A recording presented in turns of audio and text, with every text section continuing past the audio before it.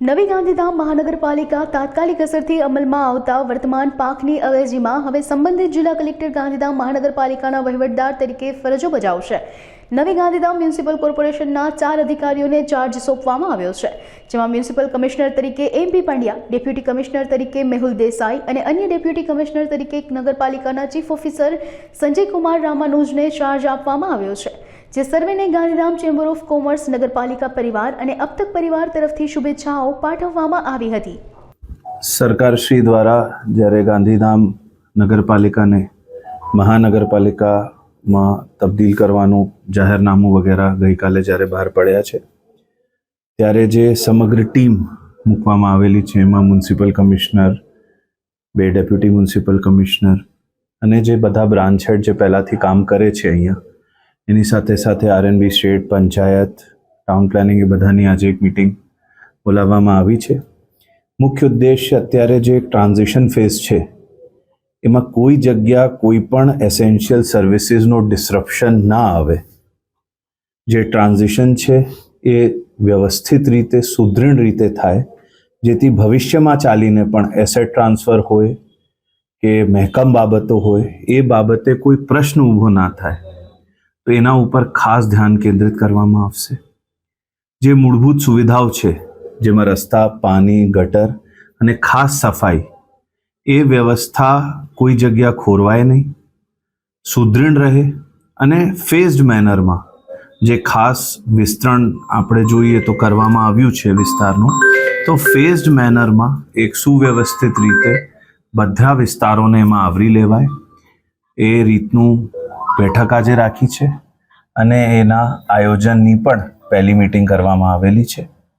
તો એ રીતે અમે બધાની શુભકામનાઓ સાથે, બધાની સાથ સહકાર સાથે આ વસ્તુ અમલમાં આવે એના માટે આજે મીટિંગ રાખવામાં આવી। અને ઓફકોર્સ રાજકોટમાં મેં કમિશનર તરીકે કામગીરી કરેલી છે અને જે બેસિક સ્ટ્રક્ચર્સ હોય છે એમાં ખાસ કરીને જે ગુડ પ્રેક્ટિસીસ કોર્પોરેશનમાં ચાલતી હોય, જે સિસ્ટમ્સ મૂકવામાં આવ્યા હોય, એ બધા સિસ્ટમ્સ અમુક નગરપાલિકામાં ઓલરેડી એક્ઝિસ્ટિંગ હશે, જે નહીં તો એને આપણે 100% જે કંઈ બેસ્ટ પ્રેક્ટિસીસ ઇન્ક્લુડ કરવાની થશે એ કરવામાં આવશે।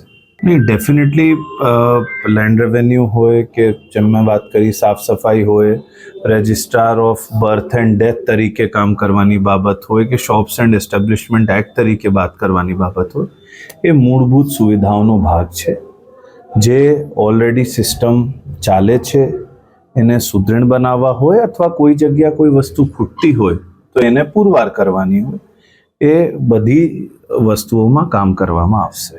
એ એક્ઝેક્ટ જે ઇશ્યુ છે એકવાર હું પહેલાં રેકોર્ડ જોઈ લઉં અને જે ઇશ્યુ છે જે નિયમ પ્રમાણે કે લીગલી કરવાનું થતું હશે એ કરવામાં આવશે। હા, એડમિનિસ્ટ્રેટિવ ડિલે કોઈ વસ્તુમાં ના રહે એ અમે એન્શ્યોર કરીશું। GDAનો જુદું એક્ટ છે એ અત્યારે અમલમાં છે, પણ રાજ્ય સરકાર દ્વારા કોઈ બીજું કોઈ જે પગલાં કે કોઈ પગલાં એટલે કોઈ જાહેર કે કોઈ કરવામાં આવશે તો એ અમલ રહેશે, પણ એઝ ઓફ નાઉ GDAનો સેન્ટ્રલનો એક્ટ છે અમલમાં છે। ગાંધીધામ નગરપાલિકાને હાલમાં જ માન્ય કલેક્ટર સાહેબે કહ્યું એ મુજબ મહાનગરપાલિકામાં કન્વર્ટ કરતું જાહેરનામું ગઈકાલે રાજ્ય સરકાર દ્વારા બહાર પાડવામાં આવ્યું છે। એ અનુસંધાને આજે ખાસ જે નગરપાલિકા છે એ નગરપાલિકા અધિનિયમની જોગવાઈઓ મુજબ કાર્યરત હોય છે। મ્યુનિસિપલ કોર્પોરેશન છે, ગુજરાત પ્રોવિન્શિયલ મ્યુનિસિપલ કોર્પોરેશન એક્ટની જોગવાઈઓ મુજબ કાર્યરત કરવાનું થાય છે, એટલે એક કાયદાનો અમલ છે એ બંધ કરી અને બીજા કાયદા દ્વારા સમગ્ર મહાનગરનું સંચાલન કરવાની પ્રક્રિયાની શરૂઆત આજે આપણા વહીવટદાર અને માન્ય કલેક્ટર સાહેબ કચ્છ દ્વારા પ્રાથમિક બધી જ ટ્રાન્ઝિશનની પ્રક્રિયાઓની માર્ગદર્શન માટે આજની મિટિંગ રાખેલ છે। એ મિટિંગમાં મ્યુનિસિપલ કમિશનર તરીકે, ડેપ્યુટી મ્યુનિસિપલ કમિશનર તરીકે જે અમારા અધિકારીઓની નિમણૂકો થઈ છે એ બધા અને સાથોસાથ નગરપાલિકાનો વહીવટી સ્ટાફ છે એ પણ હાજર છે અને આખી એક પ્રક્રિયા નિયત કરી અને એ મુજબ મહાનગરપાલિકા કાર્યરત કરવાની શરૂઆત કરવામાં આવશે। લોકોને આશા હોય એ સ્વાભાવિક જ છે અને એટલા માટે જ રાજ્ય સરકાર દ્વારા ગાંધીધામને મહાનગર જાહેર કરવામાં આવ્યું છે અને એને અનુરૂપ બધી જ પ્રક્રિયાઓની શરૂઆત કરવામાં આવી છે. આપ જોઈ શકો છો ગઈકાલે સાંજે 7 વાગ્યે જાહેરનામું બહાર પડ્યું. આજે જ માનનીય કલેક્ટર સાહેબે વહીવટદાર તરીકે પ્રથમ શરૂઆત કામગીરીની કરી દીધી છે અને હંમેશા સરકારના અમારા અધિકારીઓનો બધાનો પ્રયત્ન એ રહેશે કે સારામાં સારી રીતે મહાનગરપાલિકા કાર્યરત થાય, સારામાં સારી સુવિધાઓ લોકોને મળી રહે અને એક સ્વચ્છ અને સુંદર મહાનગર છે એ બને એ માટે સર્વે અમે કટિબદ્ધ છીએ. મહાનગરમાં રૂપાંતર થવાથી જે માળખાગત સુવિધાઓ છે એ માળખાગત સુવિધાઓ છે એ અપગ્રેડ થતી હોય છે. એની જે પોલિસીસ છે એ પોલિસીસ અમલમાં આવતી હોય છે, જેના લીધે ઉદ્યોગોના નાના મોટા જે પણ પ્રશ્નો હોય છે માળખાગત સુવિધાને લગતા એ સોલ્વ થતા હોય છે અને એના કારણસર ઉદ્યોગોને સરળતાપૂર્વક પોતાના કામનું સંચાલન કરવા માટેનું એક વાતાવરણ પ્રાપ્ત થતું હોય છે. એટલે ઔદ્યોગિક દ્રષ્ટિએ પણ આ પગલું છે એ આવકારદાયક રહેશે. ગાંધીધામ નગરપાલિકાને મહાનગરપાલિકા બનાવવા માટે સ્થાનિક લોકોની, પદાધિકારીશ્રીઓની, ધારાસભ્યશ્રીની, સંસદ સભ્યશ્રીની અને તમામ આગેવાનોની ઘણા લાંબા સમયની માગણી ચાલતી હતી અને સરકારે ઉદાર નિર્ણય કરી અને ગઈકાલે નોટિફિકેશન દ્વારા ગાંધીધામ નગરપાલિકાને મહાનગરપાલિકામાં રૂપાંતર કરવાની સત્તાવાર જાહેરાત કરી દીધી છે. ગાંધીધામને ફાયદો એ થશે કે મહાનગરપાલિકા બને એટલે જે સરકારમાંથી જે ગ્રાન્ટ ડેવલપમેન્ટના કામો છે, ગ્રાન્ટની રકમ પણ વધે થોડોક અને જે એડમિનિસ્ટ્રેટિવ સ્ટ્રોંગ બને, જે મહેકમની જગ્યાઓ ખાલી હોય એની જગ્યાએ વ્યવસ્થિત ક્વોલિફાઈડ માણસો નિમણૂક થાય એટલે જે ધ્યેયથી બધી ગ્રાન્ટ ફળવાતી હોય એનું કામ ચોક્કસપણે બધું વ્યવસ્થિત થાય અને પબ્લિકને સુખાધિકારી વધારો થાય. સરકાર અમુક ચોક્કસ કેન્દ્ર સરકારની પણ ગ્રાન્ટ આવી શકે, મહાનગરપાલિકા બન્યા પછી બોન્ડ પણ બહાર પાડી શકે. આ ઘણા બધા ફાયદા છે નગરપાલિકા. ગાંધીધામ નગરપાલિકામાં હું ચીફ ઓફિસર તરીકે હતો, પણ ગઈકાલના રાત્રિના નોટિફિકેશન આજે મને ડેપ્યુટી મ્યુનિસિપલ કમિશનર ગાંધીધામ મહાનગરપાલિકામાં નિયુક્ત કરવામાં આવેલ છે. એટલે હવે પછી મારો હોદ્દો ડેપ્યુટી મ્યુનિસિપલ કમિશનર ગાંધીધામ રહેશે. હું Mahesh Puj, Gandhidham chamber of commerce president. ગાંધીધામના સૌ વેપારી વતીથી, ગાંધીધામના સૌ જનતા વતીથી સૌ પ્રથમ તો હું આદરણીય મુખ્યમંત્રી શ્રી ભૂપેન્દ્રભાઈ પટેલ સાહેબનો આભાર માનું છું. સાથે સાથે વિનોદભાઈ ચાવડા અને આપણા ધારાસભ્ય શ્રી માલતીબેન મહેશ્વરીનો પણ હું આભાર માનું છું કે બહુ બધા સાથે મળી અને મહાનગરપાલિકાની જે ગઈકાલે જાહેરાત તો થઈ ગયેલી હતી, પણ ગઈકાલે જે ગેઝેટ બહાર પડ્યું અને કમિશનર સાહેબ અને ડેપ્યુટી કમિશનરની નિમણૂક થઈ તે માટે બધા વતીથી આભાર માનું છું.